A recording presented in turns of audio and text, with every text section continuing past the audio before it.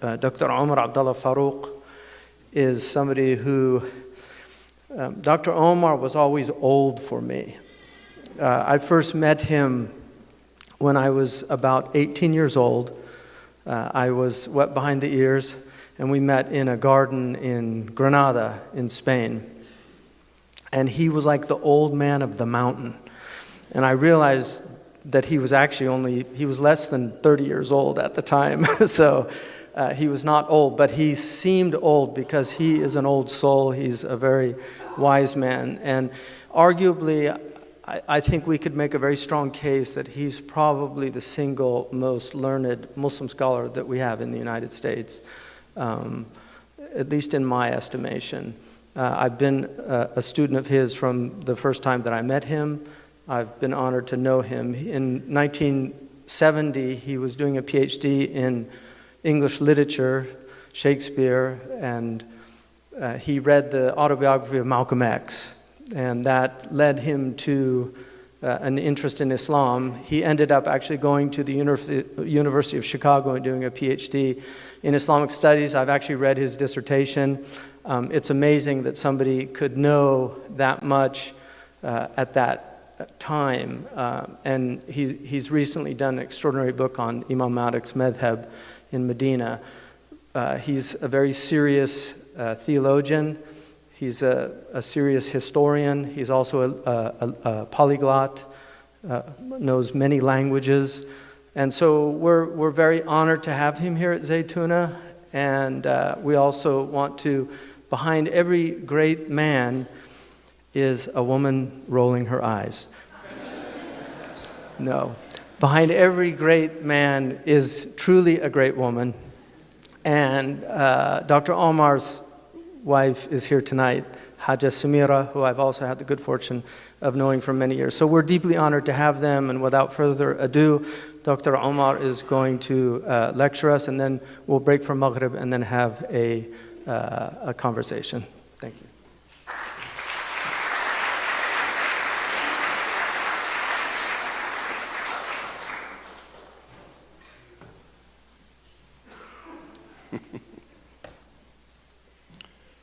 MashaAllah.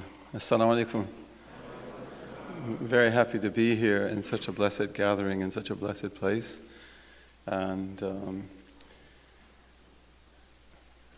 what I'd like to talk about tonight, بعد بسم الله الرحمن الرحيم وصلى الله على سيدنا محمد وعلى آله وصحبه وسلم, is considering what it means to be human and to be humane in the light of the fitra, which is the natural condition of the human being, the primordial soul. This is, of course, a very central Islamic teaching. I actually wrote a book about that, which came out in Arabic. I wrote it from 1997 to the year 2000, called Al-Imanu Fitra, that faith is a matter of fitra. And it's been published, it's available through Dar al-Faqih. What I say tonight is very much taken from that, but the book goes into a lot of details. It studies many verses in the Quran that pertain to the primordial nature of human beings. We'll look at actually maybe two of those tonight. And then it looks at the many hadith, which are very, very many, that deal with the fitrah also.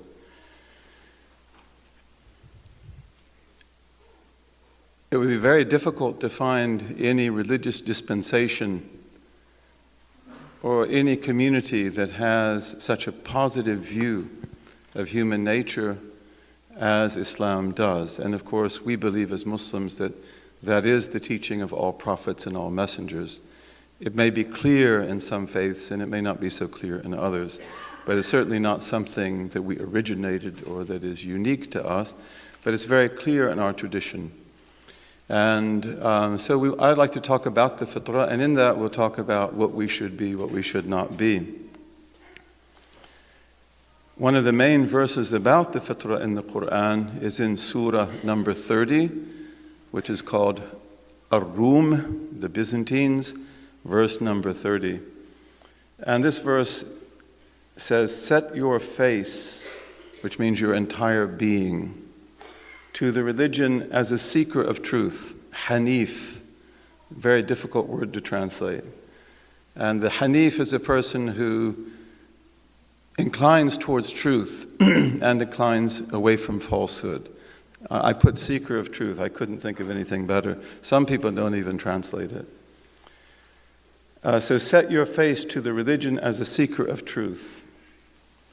In the primordial nature from God, which is a translation of fitrat Allah, which literally means the fitra of God. But if we say that in English, we don't understand what it means. So the translation here says the primordial nature from God, upon which he originated humankind. There is no substituting anything else for what God has created.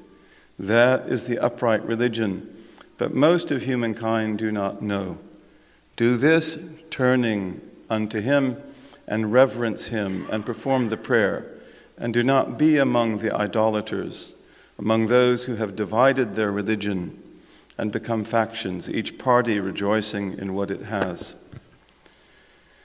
So this is a very important verse. We can talk about it in great detail, but we won't do that tonight. One of the things we see here is that primordial nature is there in every single human being. There are no exceptions, and when we look at some of the hadith that we'll talk about tonight, that's made explicitly clear. There are no exceptions to this rule. All human beings have this same good, basic, primordial nature. And then also the verse says that this primordial nature is fitrat Allah. Now the word fitra in Arabic means the way something is created, the way its creation is originated. And everything that exists has a fitra. Cats have one, fish have one, trees have one, and they're all perfectly made by God. But none of them are called fitrat Allah. None of them are called the fitra that is associated directly with God. And this is a genitive construction, but if we said the fitra of God, as I said, most people would misunderstand it. But what it means is that this is a very praiseworthy fitra. And in fact, it is the best of all, that human beings are given the very best of natures. And that nature of theirs takes in everything about them. It takes in the way they stand erectly, the way we walk on 2 feet, the way we eat, the use of our thumb. It takes in also the perceptions that we have, the knowledge that we have.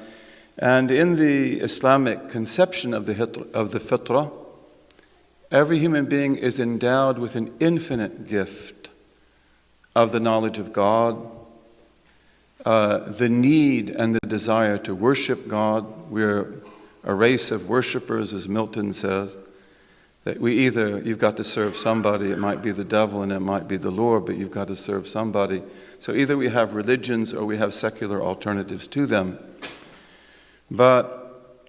So this indicates that the fitra of the human being is distinctive, and it's very, very rich in the Islamic conception of it. In my book, I go into that, looking at a number of different sources of it. And also it says, this is the fitra of God, or from God, the one that is so great, he associates it directly with himself, just like we talk about the house of God, or the religion of God. And also that human beings are created on this fitra, literally in Arabic, ala. And again, the use of the prepositions in the Quran is very subtle. But what that means is that this fitra is 100% of us. It's not like 30% in some, 40 in others. Every human being has this fitra permeate themselves, no matter if they turn out to be the worst of human beings or the best. There are no differences. And again, it cannot be, I put here, substituted for, tabdeel. It has no tabdeel. Some translators say it can't be altered. That's a problematic translation because it can be altered. It can be lost. Just like this human hand that we have is one of those organs in your body that has more nerves and more sensations than almost anything else. Your lips are that way too. Other parts, the bottom of your feet are like that. But if I'm a laborer working with my hands every day, maybe I don't feel anything anymore. So the hand's still the hand. It's not been substituted for another hand, but it doesn't have that same sensation. And although we do alter our natures, that always comes from the outside. So this is the Islamic perspective. It never comes from the inside. Our scholars will even say that if human beings were left alone, just with themselves, with no negative influences, they wouldn't need law or anything. They would be upright and they would be correct. And they would be sound. So we all have that, and this indicates, of course, that human beings are perfectly created. This is what we believe. God created human beings with souls, with bodies, with souls, with hearts, with intellects, with spirits that are free of anything contrary to the truth, that are free of any injustice or any wrong. There's nothing ugly about us in ourselves. And again, as we said, then all deviation and everything that's contrary to that, it comes from the outside. Let's look at another text. This is a hadith, which is a statement from the Prophet, as the vast majority of you know. And this is one of the most authentic of all hadith. كُلُّ مَوْلُودٍ يُولَدُ عَلَى الْفِطْرَةِ. So this says every child is born on the fitra. Of course, that's a general statement. But if we look at other transmissions of the same hadith, all of these, by the way, are the most authentic of traditions that we have. Bukhari, Muslim. The one I just read is in Bukhari and Muslim, and also in the Muwatta of Malik and of others. But the agreed narration between Bukhari and Muslim is there is no child born. مَا مِن مَوْلُودٍ إِلَّا يُولَدُ عَلَى الْفِطْرَةِ. So there is no child born, but that it is born on the fitrah. So that's a beautiful hadith, because here, if there were any doubts about the universality of the statement, it's removed. Every single human being is born with this fitrah. Another transmission from Muslim, which is one of our most authentic compilations of hadith, says whoever is born on this fitrah. Another one says every human being is given birth by his mother on the fitrah. كُلُّ إِنسَانٍ تَلِدُهُ أُمُّهُ عَلَى الْفِطْرَةِ. So these are among the many proofs that show that this is, as we believe, absolutely universal. In any time, in any place, in any race, in any civilization, or people that don't have civilizations. Another hadith, which is again very authentic, is when the Prophet said that God says, I created my servants as hanifs, as seekers of truth, people who incline towards the truth and they disincline away from falsehood. So all of them are created that way. And then another one, in another transmission of this same hadith, the Prophet said, peace be upon him, shall I not speak to you about what God, glorified and majestic be He, has spoken to me about in the book or in the revelation? That God, glorified and majestic be He, created Adam and his children as hanifs and as Muslims. Muslim here means people in complete submission to God. So it's not the name of a dispensation, it's the name of a condition. And then also because we have these hadiths, we have others. One of our great commentators, Al-Qurtubi, from the city of Cordoba, talking about this hadith I just mentioned, that God says, I created my servants as hanifs, people inclining towards truth. He says, thus, if they die before attaining maturity, they will be in the garden. That is the standard opinion of Muslim scholarship. There are differences of opinion about that, but that is the strong opinion. Thus, if they die before attaining maturity, they will be in the garden, whether they are the children of Muslims or of disbelievers. And we have the hadith that the Prophet in his night journey was shown many amazing things. And in one of these, the Prophet accounts the different visions that he saw in the night journey. And so he said, then we set forth again, and we came to a beautiful green garden, Rawda Mu'tima, in which there was every beautiful color of spring. And there in the middle of the garden was a tall man whose head could hardly be seen because it was so high in the sky. And around the man there were the most children that I've ever seen. In other transmissions it says, the most beautiful children that I've ever seen. I asked them, the angelic visitors who took him, what is this man? What are those children? They said to me, let us go, let us go. And so we went. And then at the end of this hadith, which is authentic, this is in Bukhari, at the end of the hadith, the Prophet is addressed by the two angels. And he speaks to them. And he said, truly, tonight I have seen amazing things. So what is it that I have seen? Then they explained to him the different things he saw. And when they come to this account of the tall man, they say that as for the tall man in the garden, it is Abraham, peace be upon him. And as for the children around him, they are every child born that died on the fitra, meaning they died before that's been altered. Then some of the Muslims said, Messenger of God, even the children of idolaters. And the Messenger of God replied, even the children of idolaters. Let's look again at a few more texts, and then we'll conclude, bi'idhnillahi ta'ala.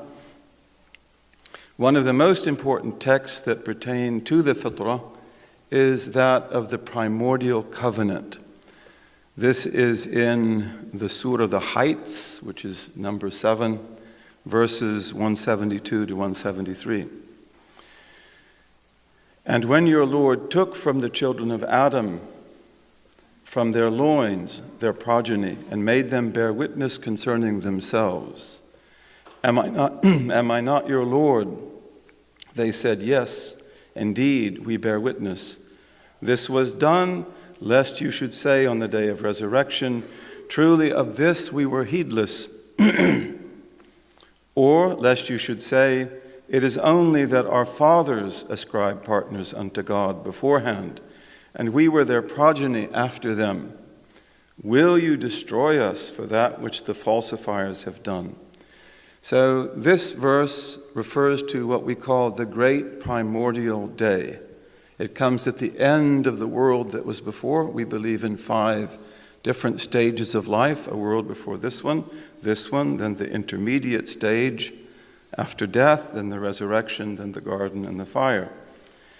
So this is a reference to the great primordial day.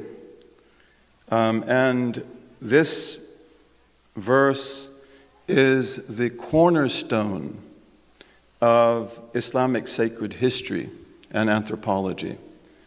It establishes that the fundamental relationship between God and all human beings is premised upon a single, unmediated recognition of His Lordship at the moment, or the last moment we could say, of their pre-existence in the first world. So this great primordial day is the foundation of God's purpose in creation. This is a day beyond days. It's a day not reckoned in time, even though it has a time. And this is the mithaq, as we call it, the covenant, and also it's called the ahad, the pact. This took place in our belief according to hadith, which are sound. This took place in Na'man.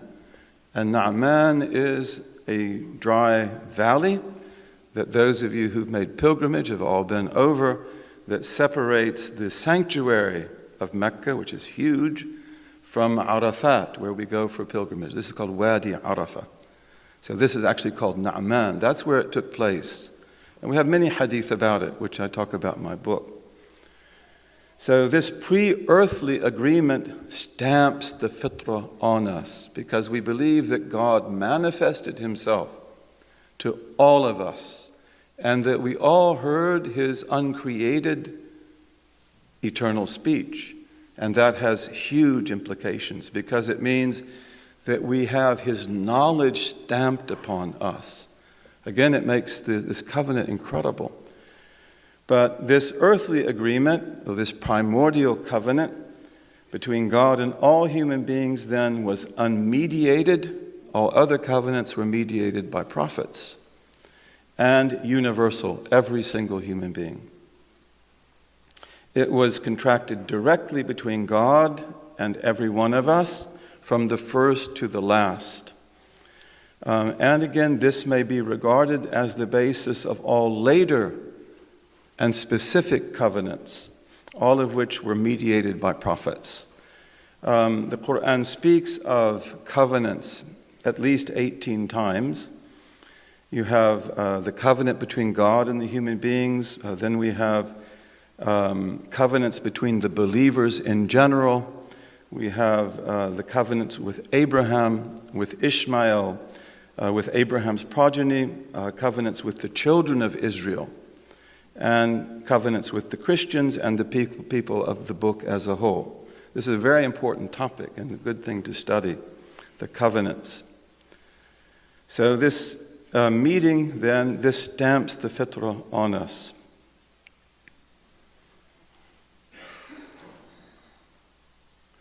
And we see from this that all human beings, no matter how degraded they might be because of the oppression that they live in or the deprivation, every single human being has the most illustrious beginning of all. And this is very important. This is an extremely important belief because this has to affect the way that we look upon each other and the way that we look on human beings. Also, God declares in the Quran that most people don't keep their covenants. Right? So in Surah number 7, the heights, 101 to 102, God says, "These are the towns whose stories we have recounted unto you. Their messengers certainly brought them clear proofs, but they would not believe in what they had denied earlier. Thus does God set a seal upon the hearts of the disbelievers. We did not find most of them faithful to their pact." Many commentators, if not most, they say that pact is the primordial covenant. Indeed, we found most of them to be deviant. In their unfaithfulness to God's pact, it is said that, in fact, that human beings have no pact at all. Literally, the verse says, we found no pact for most of them. They didn't have a pact. They didn't keep it. And what this means, they were not faithful to the pact, means that they did not continue to recognize God's lordship and his rightful claim to their obedience and worship during the course of their earthly lives, although they took that covenant and everything necessary for it was stamped on their natures, even the desire to do it. So the verse implies that most human beings are unfaithful to their natures, and this comes up over and over again. They fail to act, we fail to act upon the intrinsic knowledge and the moral agency and responsibility that God has instilled in us.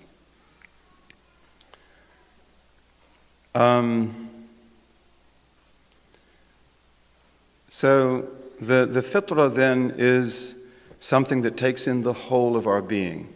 We talked about that. It takes in everything about us. It's natural for us to stand erect. It's natural for us to walk on our feet. It's difficult for us not to do that. It's natural for us to eat in a particular way. It's difficult for us not to know that. But the fitra also includes those things that pertain to intellect, that pertain to the heart, and everything. It's a very comprehensive knowledge. And it is, we believe, a manifestation of God's mercy to us, because we believe that human beings are given a very important task, which is stewardship on this earth. This world is not our garden. It's the garden of the animals, it's the garden of the trees and of the water. But to keep that pact of stewardship is very, very difficult. If we are good, everything becomes good. If we are bad, everything becomes bad. But God gives us everything we need for that. In fact, He gives us much more than we need and much more than we ever use. Also connected with this is the idea that faith, which is ingrained in us by virtue of our fitra, our primordial self, is something that only needs to be brought out. We only have to be reminded. So there are basically two kinds of people then, from this point of view: those who turn their backs on the fitra and forget that it's there and forget what it is, and those who allow their thoughts to delve into their fitra, to know themselves, and to remember the infinite treasures that are stored up there. And God says in the Quran, this is the refrain that goes through the whole Quran, that perhaps they may remember. And He says, in order that the people of Albab, of true hearts, call to remembrance. And He says, remember the blessing of God upon you and the covenant that He made with you. And this theme of dhikr and tadhakkur and tadhkir and tadhkar, this goes through the Quran as you know. So again, what are you remembering? You're remembering what you know. And the prophets and messengers who are given their messages by God, they come to bring that out in us and to make us remember who we are and what we have in us. One of the things that God says in the Quran is that He created us with two hands, with His two hands. God said to Satan, Iblis, what prevented you from prostrating unto what I created with my two hands? He doesn't say that about anything else. God creates things with His hand, that's said, with His hands. But here, I created with my two hands. Did you grow arrogant, or are you among the exalted? He said, Satan, I am better than him. You created me from fire, while you created him from clay. But here, God is saying to Iblis, are you really like you think? Are you really a creation more exalted than this Adamic being that I made with both my hands? I didn't make anything else like that. And the verse indicates that God undertook the creation of Adam by Himself. Of course, God creates everything, but that this was a unique and special creation which all of us inherit. Distinct from everything else and everything that God's hands have wrought. God singled out Adam then for creation with God's two hands, or by His two hands, to honor him, to give him karama, dignity among all human beings, and again, to make it possible for him to do what he's created to do. Ibn Arabi, he says, from the first existent thing down to the last of existent things, God did not combine both hands in anything He created except the human being. That is, in the human being's earthly and bodily and other configurations. He created everything by the divine command, but with one hand. God's two hands gave Adam a preeminence, tashrif, over all creation. All the realities in the created world were brought together in him, which of course makes him possibly the lowest of the low, but it also makes him the highest of the high. Everything in creation has a station, Angels have stations, cats are cats, birds are birds, but human beings, you have to find your station.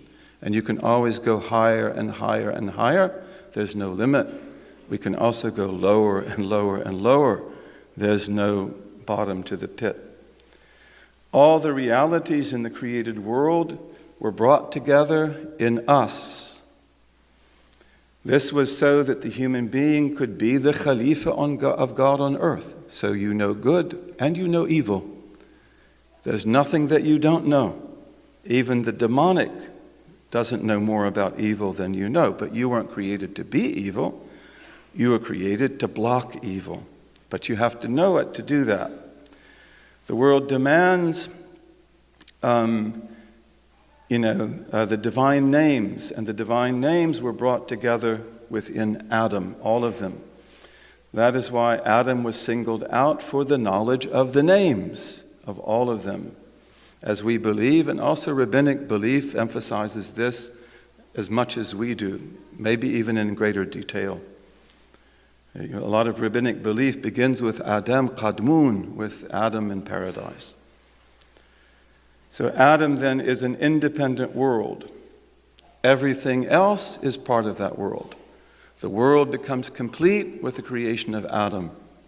Adam is complete in himself. And the world is like that too. You are the microcosm, it is the macrocosm. If you get yourself right, it gets itself right. It is incomplete without you, you're complete without you. It is complete without it, but you are complete without. Did I say that right? It is incomplete without you, and you're complete without it. The two hands emphasize God's power in Adam's creation, and that God created Adam without an intermediary. There was no father, there was no mother. It alludes also to the diverse activities involved in Adam's creation. Abul Qasim Qushayri, one of our great spiritual masters and teachers, he says about the creation of Adam by God's two hands, what God deposited in Adam is not found in anyone or anything else, so that God's special favor and the special khususiyah, the special status that he gives to human beings become manifest in Adam and in his children. One of our great scholars, Jundi, we have great Persian scholars, he's one of them. He says the reality of Iblis, of Satan, contradicts the reality of Adam in everything. The reality of Adam is the manifest form of the unity, of the all-comprehensiveness of everything brought together by God in the engendered worlds. So that's Adam, he brings everything together. And that's who we're supposed to be also. God brought his two hands together in Adam only because humanness is a reality requiring equilibrium, i'tidal, and balance, and the perfection of bringing together both the thingness of things and the minniness of things is all in that. In contrast, the reality of Iblis is disequilibrium and unbalance. Iblis becomes defined by the particular ego, which we call in our tradition al-ananiyat al-juz'iyya, the partial ego. He is delimited by seeking exaltation, by claiming eminence, by manifestation of the self as ego, rising up against the reality of truth and of the one. And he's veiled by that. This reality requires a fiery separation that rises up against other elements. Qunawi, one of our great scholars, he says the interrelationship of God's two hands brings all correlation and polarity in the world into existence. And all of those correlations and polarities are, of course, in us, who can be the highest of the high and the lowest of the low. It establishes the fundamental created dualities, such as the seen and the unseen. It sets up the fundamental human perceptions, such as declaring similarity between God and creation, or between creation and God, and incomparability, tanzih. All movement, all change, all process in the world are traced back to this reality of the two hands. Let's conclude now. So we believe in our tradition, in what some people have called transcendent humanism. And I always like to mention this if I get a chance, but among the books that really everyone has to have, especially students at Zaytuna, is The Rise of Humanism by George Maqdisi. This was a great Christian Arab scholar, a real scholar. And he shows that the rise of humanism in the West, we won't say that it's not indebted to the Greeks and to the Hellenic tradition, but it's fundamentally indebted to us also. The rise of humanism. In fact, Pico de la Mirandola, who is one of the great ideologues of the Renaissance, and he writes a book on man, which is called the Manifesto of the Renaissance. But he says in that, he's speaking to Catholic priests, and he says, Reverend Fathers, I'm not going to quote what he said because I forgot, but basically what he's saying is that he is the measure of all things, which is the Renaissance language. As I learned from Abdullah the Saracen, which means Abdullah the Arab. And who is Abdullah the Saracen? Probably Abdullah ibn Qutaybah, who is one of our humanists who wrote about that many centuries before Pico. Pico knew Arabic, by the way, and he knew Hebrew, and he knew many things. But the human being is either everything or nothing. And although we can speak honestly about in between, there is no excluded middle, but the reality is really that. We have to strive to be everything, and if we don't do that, in the end it's as if we were nothing. And some of us do in fact become nothing. Najmuddin al-Razi, another great Persian metaphysician, says, in kneading the clay of Adam, all the attributes of the Satans and the predators and the beasts and the plants and the minerals and the inanimate objects were actualized in us. However, the clay was singled out for the attribution of by my two hands. Hence, each of these blameworthy attributes became a shell. And within each shell was placed a pearl of a divine attribute. Each of these things, these potential evils we have, they're like a shell. And in each of them is a pearl. That's if we live as the human beings we're supposed to be. And then he goes on to say the human frame belongs to the lowest of the low, while the human spirit belongs to the highest of the high. The wisdom of this is that human beings have to carry the burden of the trust and the pact, the knowledge of God, and to be stewards in His earth. Hence, they have to possess the strength of both worlds to a perfection. They possess this strength through attributes, not through form. Life, knowledge, power, will, hearing, seeing, speech, and so forth. Since the human spirit pertains to the highest of the high, nothing in the world of spirits, even angels, can have its strength. And in the same way, the human soul pertains to the lowest of the low, so that nothing in the world of the souls or the physical beings can have its strength, whether a beast or a predator or anything else. So our transcendent humanism then is based on the idea of the insanul kamil, of the perfect human being. And this is the purpose of religion for us. Religion is to know God. It is to worship God. It is to know God. It is to be His steward on earth. But also, you can't do that without perfection.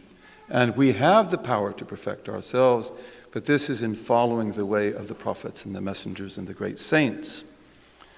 So the goal of the human being, therefore, is balance and harmony. Everything is that. And in the Greek tradition, you see that understood perhaps more perfectly than any other Western tradition. The goal of the human being is balance, harmony, and perfection, kamal. We must arise and become al-insan al-kamil, the perfect human being. And you must in that move beyond al-insan al-hayawan, the human being who's an animal. To become a perfected human being is not only the highest possible human aspiration, it is the only proper human aspiration. Human beings who do not actualize their beautiful and majestic and unique form are less than human. We can only become perfect through absolute servanthood, through ibadah, through ubudiyah, through ubudah. Each of these has a special meaning.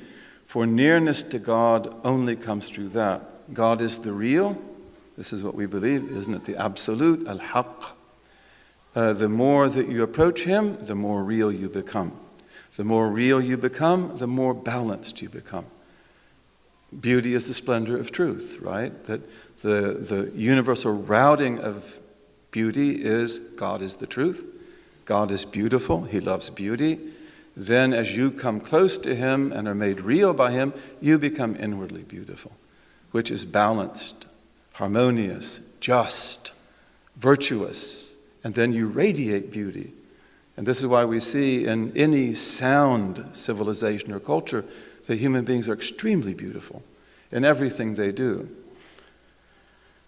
God is the real, so the closer that we approach Him, the more real we become.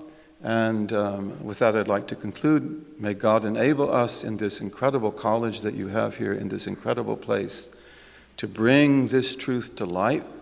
This is our tradition, but then who knows it in this time? Even we ourselves are among the most ignorant people of it. Thank you very much.